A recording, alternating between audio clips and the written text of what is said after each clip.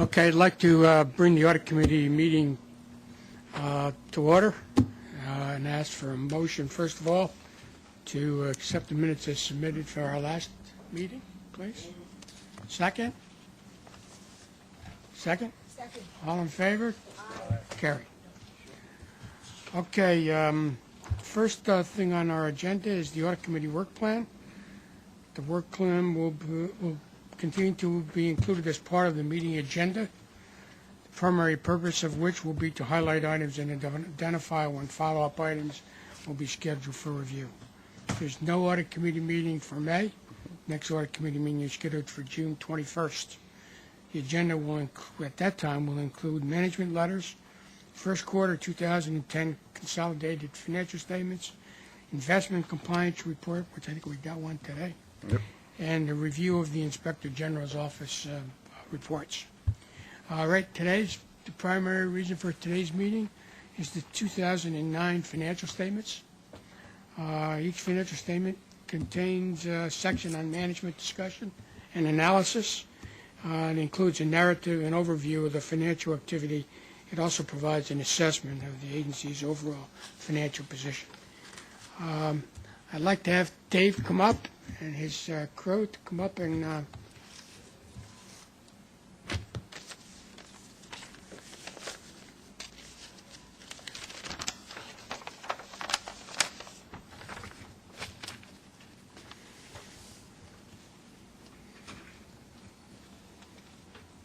Hello. well, Dave, I guess the first question is that this is the first year for you guys doing the whole kit and caboodle. What was your experience? What did you find out? And why should we keep doing it this way? Would you do it again? Well, the answer is it's a lot more efficient. It's, at least this time, there's actually a bit of efficiency because it's easy to communicate with yourself when you're doing the audit, and as you're looking, there's a lot of transactions that exist among all of the components of the MTA. Actually getting to see both sides of those transactions is important, from both perspectives. So it's a pretty good learning experience when you see that, because you always have, there's a pretty big piece of it that was always missing, that we relied upon other people to see. Seeing that actually, on both sides was a better audit process, just absolutely a better audit process. It also helps you to have, a greater appreciation to look at things that are common among all of the agencies, at least from the standpoint of view of, recommendations for making the processes better. So I think the process is good. I think you're well served by doing it. And as you can tell, I know as a process that you went through, it's a more efficient process, and you saw some benefits from that. I don't know how you want to proceed. I'll tell you what our plans are. Okay.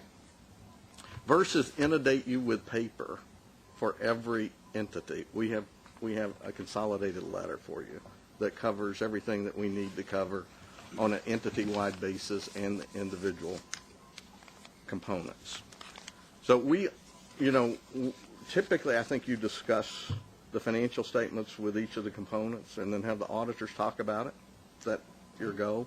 My suggestion would be, to the extent that you want to discuss the individual components in the financial statements, and then we'll finish up with our observations about our audit. Okay. Okay, we've all had a chance to look at those financial statements. I got to tell you, I had three things that I was concerned about. Note number 9 on the consolidated is regarding injuries. And it was interesting, as I went through the year, I saw that most of our agencies had an increase in injuries over the prior year. And the real question was, you do a lot of these audits. I mean, this is not the only one you do. So during the course of your audit, were you able to pick out anything that leads to more injuries in 1 year, almost on an agency-wide basis? By the way, if you benchmark you, if you compare you with other like entities. By the way, let me say this: as a whole, this type of organization tends to have more of those claims than others. It's a fact of life. It's been around for a long time. By the way, and this part of the country tends to have more of those issues than other parts of the country. But as a percentage of revenue for all transportation entities that I've had experience with, it's been several. It's always an issue. Is there anything that I've noticed that would make this organization or its components that have any distinction relative to others? I'd say no. And we do spend a lot of time looking at those issues. We spend a lot of time with the various legal counsels and the various. We get a lot of paper from even outside counsel regarding lots of these items, and we're satisfied that the amounts that are reported are there and that the processes are okay. You're saying it's not significant as far as the number of claims is concerned, but what about the average settlement amount? How does that compare? Reasonable, but it's more in this part. By the way, in this part of the country, it's more. But it's, I don't see anything that's unduly reasonable comparing it to other like entities in this part of the country.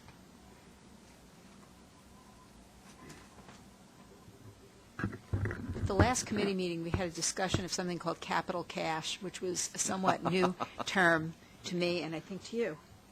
And I asked where one could find capital cash in the financial statements. I assumed it's somewhere in the notes, and you probably have to do several calculations to get at what it is. Could you comment? No, there's actually we're going to talk about it. I think that's probably appropriate for the agencies to talk about it. We spent a lot of time with capital cash during the year, and I know that you had a conversation because I had a conversation with people that had the conversation with you before they had it. But the answer is it's basically intercompany borrowings. So the cash is being used for various and sundry things with a promise to pay it back, and it's in there as it's in there. It's in cash and receivables, but it's intercompany cash transactions. Transactions, mostly for example, as a treasury vehicle. Cash gets paid, cash goes out, and essentially that's where you see the Doreen, transactions. what that is, it's been around for a while, Yeah. by the way. And by the way, I'll tell you, it's only an issue today because of the cash circumstance that the organization finds itself in. It's actually a smart vehicle. What they use the cash as, and there's board authorization. I've been through all of this, and I'm not saying it's smart or dumb. I just want to know where you find it. That's where it is. Thank you. Again, it's in the cash transactions with the types of revenue that comes in and out. Essentially, that's not going to be there. It's going to be in terms of the cash. But the cash is used. And the cash is used, and it's paid back.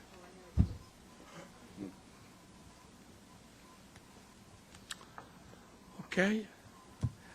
The other question I had, Dave, was pensions. I know that they're not an integral part of the consolidated statement. We don't include, under the accounting principles, those financials. Some places they're included as a trust fund. Here, that's not the case. But they still have a material impact on the financials. Right. The reason my question was, there's a required funding mechanisms, a formula to arrive at how we fund those pensions. And would you just, there's you have to look at certain things. The question becomes, are we making our 8%, which is our assumption in most of these pensions? And number two, our activities within our investments, have they left us lower, so we have to increase our annual requirement to get it to a certain funded level? Now, I can use some help. I can answer it a little bit. First of all, the interest rate assumptions that you see in there, I think it's 8%. That's not an 8% on a static basis. It's an 8% on a prospective basis. So not only does it necessarily include past history, I think they use a moving market average, and then they basically look from what is the long-term investment strategy.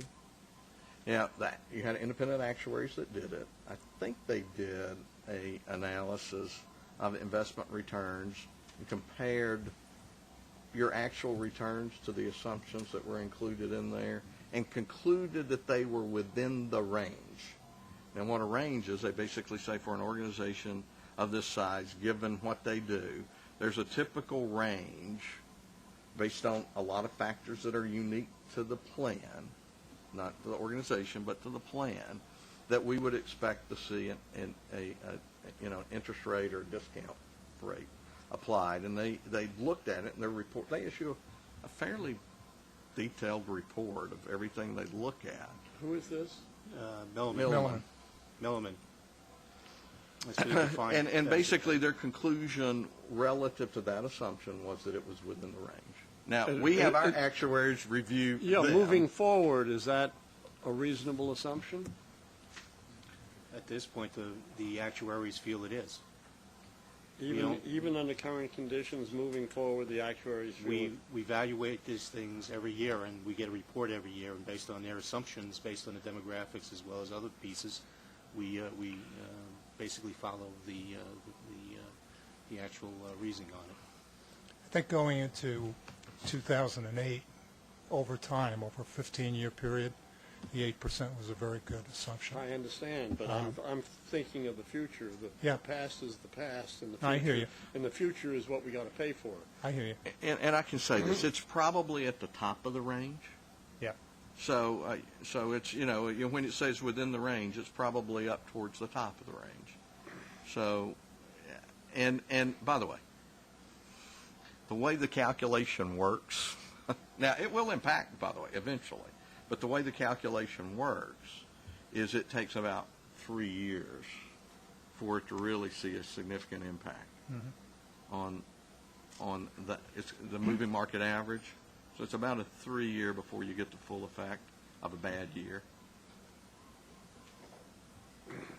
Yeah, one thing I can tell you, MAPSTOA pension is my baby, and that was about $1,330,000,000 midway through 2008. By the end of 2008, it was down to $990,000,000, and it's back up to about $1,330,000,000. So, I don't know what's a typical year. I think within our plans, we've done a lot to diversify the investments so that if there's a massive hit in the stock market, I think that's where a lot of pension plans get hurt. Traditionally, it's been a 65% equity, 35% fixed income, and we're down at 30%. We're just not taking the chance that the market is going to tank again. And the other investments have all performed. It's an intentional thing to lower the risk and increase the return. Time will tell. If you could take the 2 years it took to get from $1,330,000 down to $990,000 back up to $1,330,000 and say, let's forget those 2 years and look at history, but you really can't. So your point is well taken, and it's something that we look at all the time. I'm sorry. I would actually be interested in spending some time on the discussion of how... Can't hear you, Mark. I would be interested in spending some time on how the Milliman determination factors through into how much we actually deposit in as the employer contribution, and the timing and factors and timeline of that, not now. If we could. I think that's appropriate. That was going to be the next. Your question was, I think it's what accountants refer to as the actuarially required contribution. There is an amount that is shown as an expense in the financial statements based upon the ARC, regardless. I would of ask whether that we defer this discussion. I think that we appreciate what you're saying, but I think that No, all I was just saying was, Mark, regardless of whether or not it's funded, there's an expense that shows up in the financial statements for that full amount.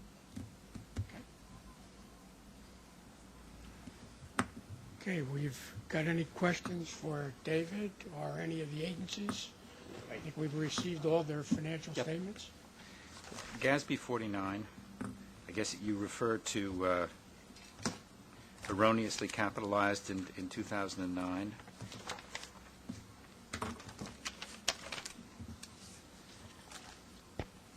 I guess I was surprised at that. And what are we using as what are you using as the basis of determining the portion of a given project that is expensed under that principle as opposed to capitalized?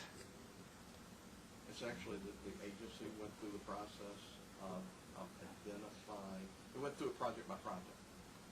They undertook the process. And we're carrying that? We have a system in place that in the capital program, it follows those pollution requirements as well as anything else that comes along. It's the agency who identifies. And how are we paying for those remediation costs? The remediation costs are paid from the capital program. And that continues to be the case? It will continue to be the case. Fine. Thank you. Any other questions? I got to be honest with you, I didn't get a chance to read all of those financial statements because I got them on Friday, but I reviewed this one a little bit more heavily, which is the consolidated one. The thing that I thought was interesting, and since I've been here, no one's ever mentioned it, our operating revenues based upon this financial statement went up about 2%. I'm sorry. Our operating went up about 2%.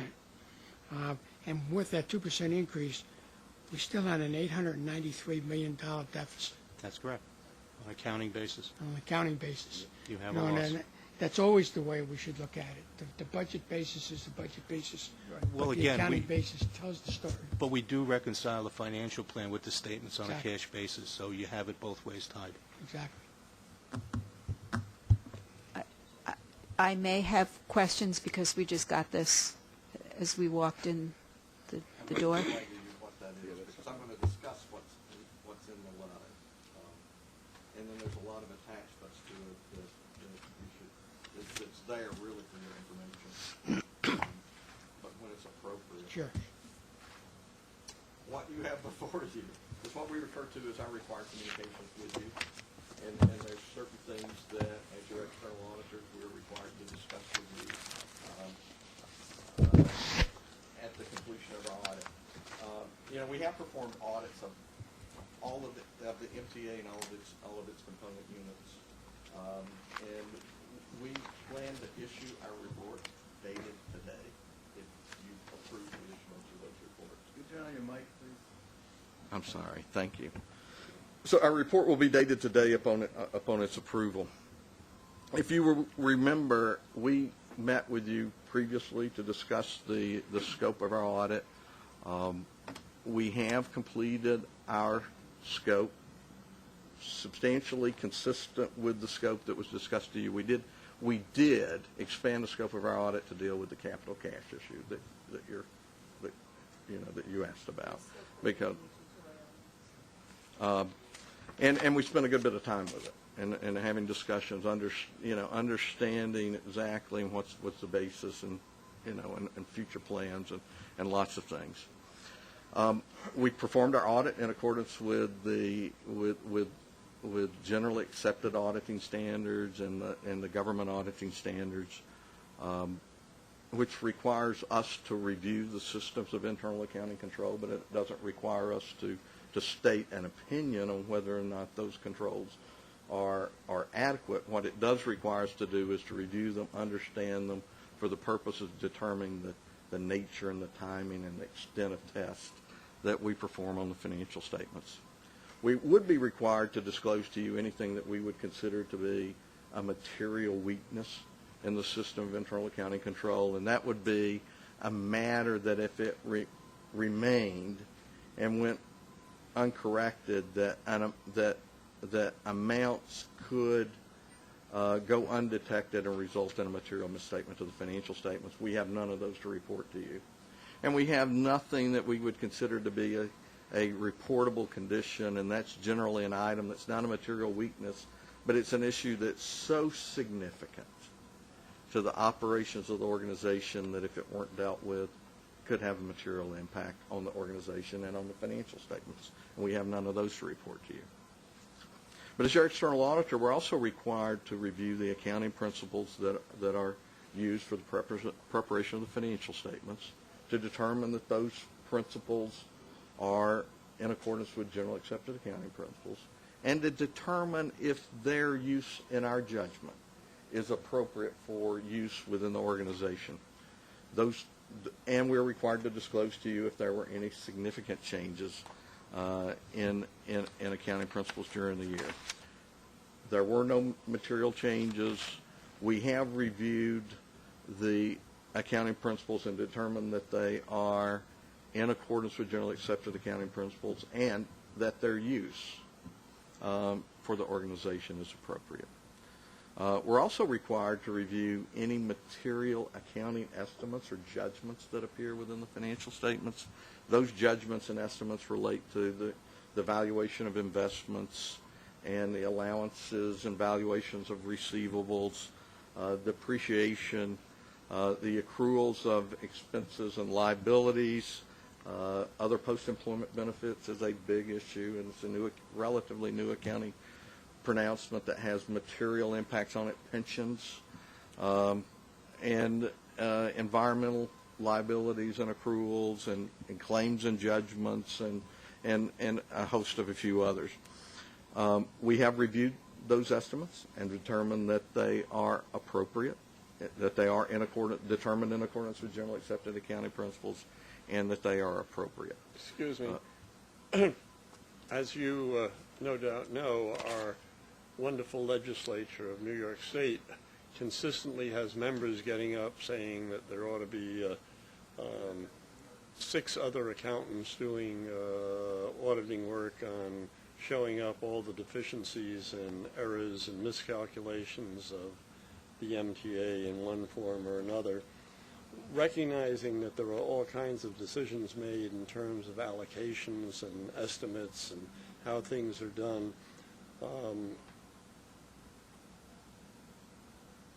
What do you think another organization reviewing what you have been doing and approving would have to say or agree with or disagree with what you have given us? Well, let me say this. We follow the same auditing standards as all other firms. I suspect that another firm doing exactly what we did would come to the exact conclusion. Now remember, the conclusion that we're making is our report on the financial statements. And the report on the financial statements says, and by the way, there's a materiality concept that comes into play, but it basically says that those financial statements, based on our audit, present fairly the financial statements in accordance with generally accepted accounting principles. I would say every organization that did exactly what we did would come to no different conclusion. And I would actually, I'm going to, just as a little fact, I mean, we are required to undergo an external peer review of our audit work. And last year, this engagement was subjected to that, and there were no findings.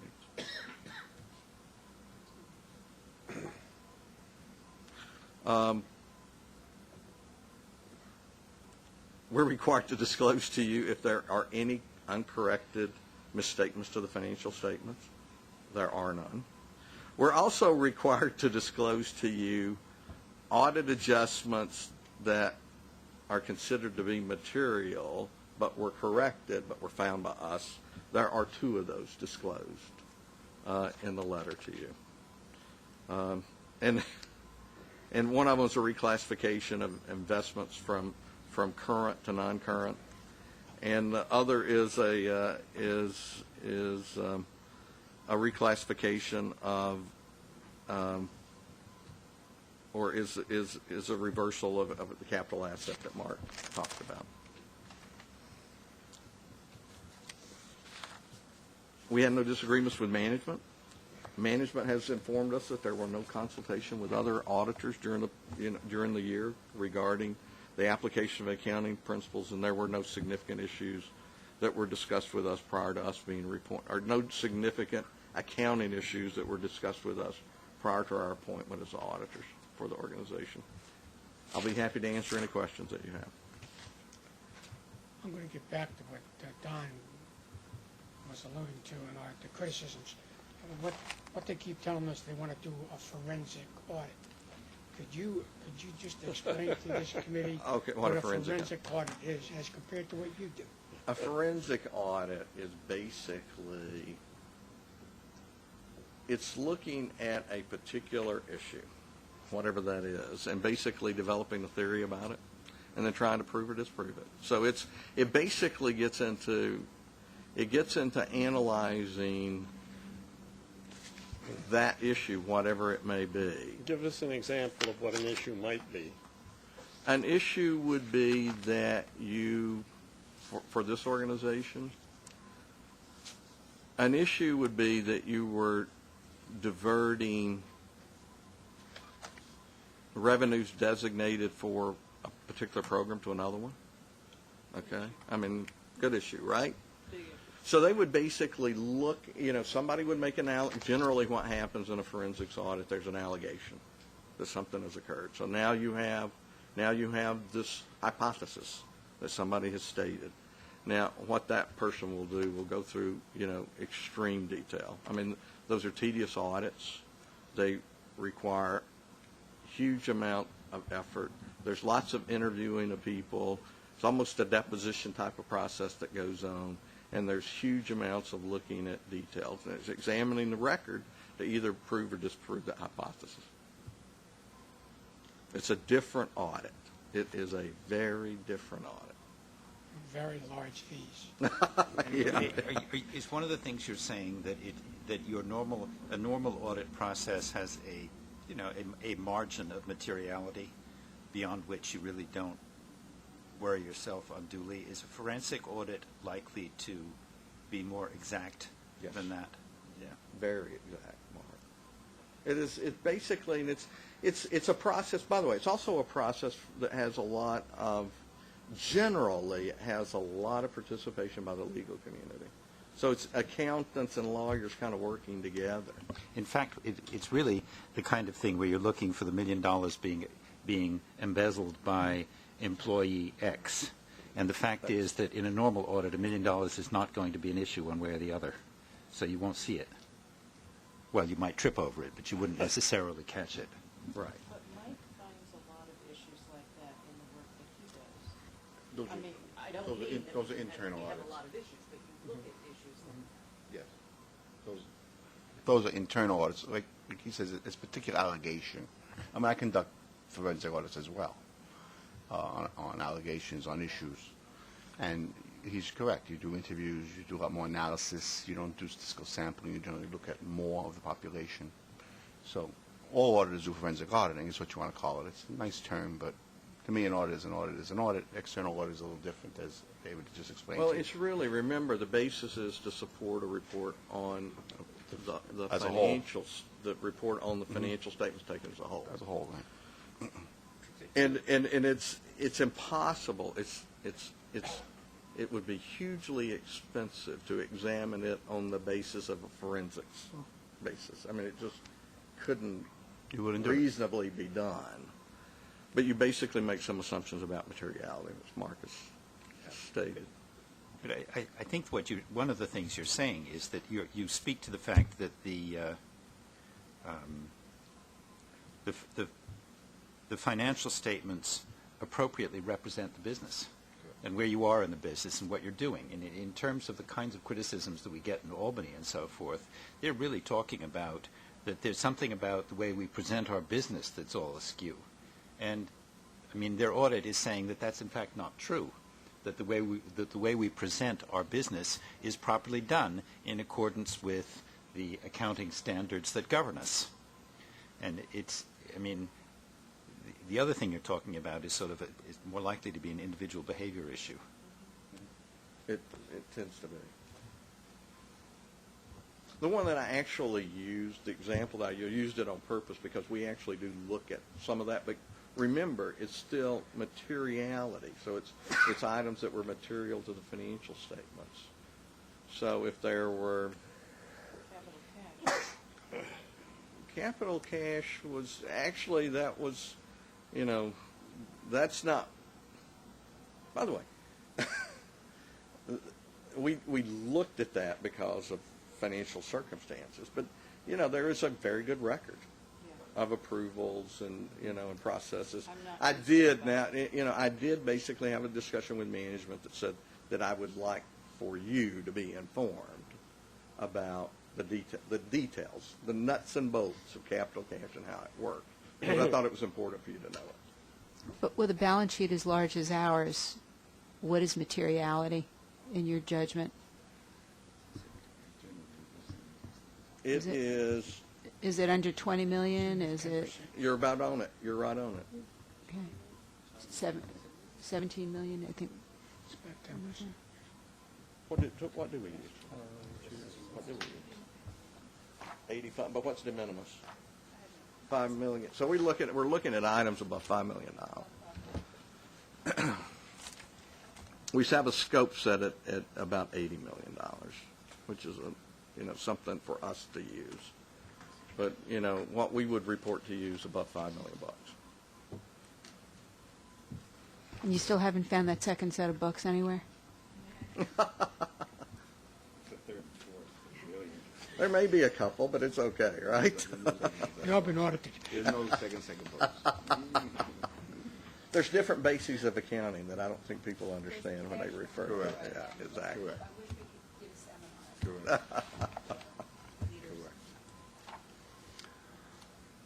Okay, I think the next thing is, I think we've all received a report on litigation and claims. Again, I'd like to, I think this is something that I'd like to do in an executive session rather than do here. But at the same time, I'd like a motion to accept the financial statements as has been presented so that we can get them on our website. Is there, to approve so that we can get them on the website. Did you say? second? All in favor? Okay, carried. Okay. No, I was just going to ask whether or not you've given us all the information that you intended to in covering your letter and anything else that you might want to make us aware of before we go into executive session.